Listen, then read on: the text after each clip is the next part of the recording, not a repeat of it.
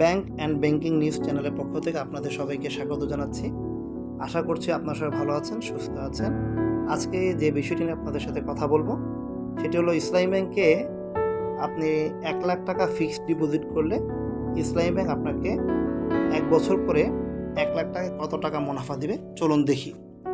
আপনি 1 মাস মেয়াদি fixed deposit করতে পারেন, চাইলে 3 মাস মেয়াদি করতে পারেন। আপনার বিভিন্ন মেয়াদে ইসলামী ব্যাংকে ফিক্সড ডিপোজিট করা যায়। সেটা 1 বছর, 3 বছর, 2 বছরের জন্য করা যায়, আবার 100 দিন, 200 দিন, 300 দিনের জন্য করা যায়।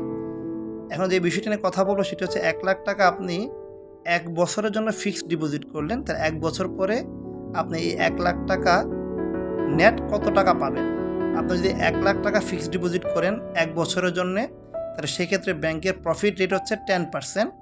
এই প্রফিট রেটটা ফিক্সড না, আপনাকে যখন ব্যাংক অ্যাকাউন্ট ক্লোজ করে আপনি যখন চলে আসবেন তখন আপনার এর থেকে কিছু বাড়তেও পারে, কমতেও পারে। 1 লাখ টাকা আপনি ফিক্সড ডিপোজিট করলে ব্যাংক আপনাকে 10% হিসাব করলে আপনাকে 1 লাখ টাকায় প্রফিট আসে 10,000 টাকা।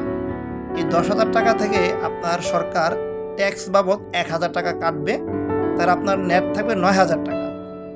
এবং আপনাদের অবগতির জন্য বলি, ইসলামী ব্যাংকে আপনি 1 লাখ টাকা যখন ফিক্সড করবেন আপনার এটা অ্যাকাউন্ট ওপেন করতে কোনো খরচ লাগবে না, এবং আপনি যখন এই অ্যাকাউন্টটা বন্ধ করে চলে আসবেন তখনও ব্যাংক কোনো চার্জ কাটবে না।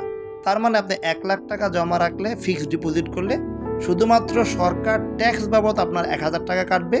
আপনি মেয়াদ শেষে 1 বছর পরে আপনি 1 লাখ টাকায় 1,09,000 টাকার কিছু কম বেশি পাবেন।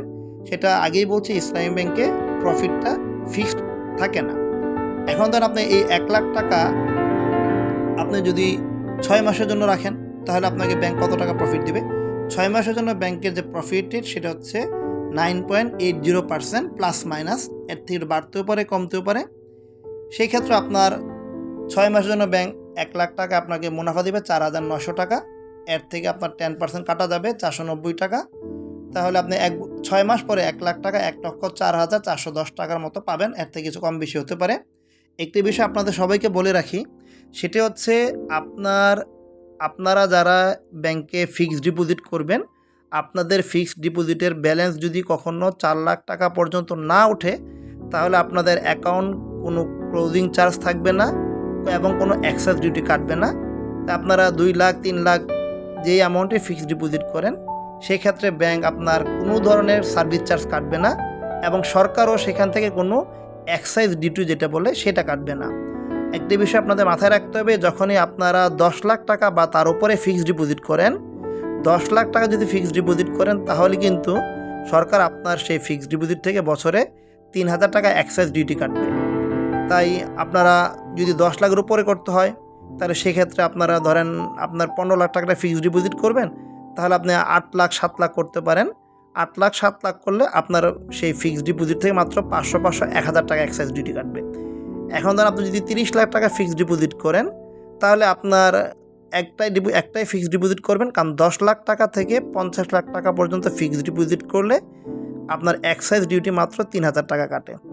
এছাড়া এখানে আমাদের এই ভিডিওতে দেখেন আপনার 3 মাস মেয়াদি, 6 মাস মেয়াদি, 100 দিন, 200 দিন, 300 দিন, 1 বছর, 2 বছর, 3 বছর 1 লাখ টাকা জমা রাখলে কত টাকা পাবেন মেয়াদ শেষে সেটি বিস্তারিত এখানে লেখা আছে। এই বিষয়ে আর কথা বলে ভিডিও লম্বা হয়ে যাবে। তো আপনাদের যে কোনো পরামর্শ এবং কোনো কিছু জানতে হলে অবশ্যই আমাদের কমেন্ট করে জানান, এবং আমরা চেষ্টা করব আপনাদের সেই কমেন্টে উত্তর দিতে। সবাই ভালো থাকবেন, সুস্থ থাকবেন।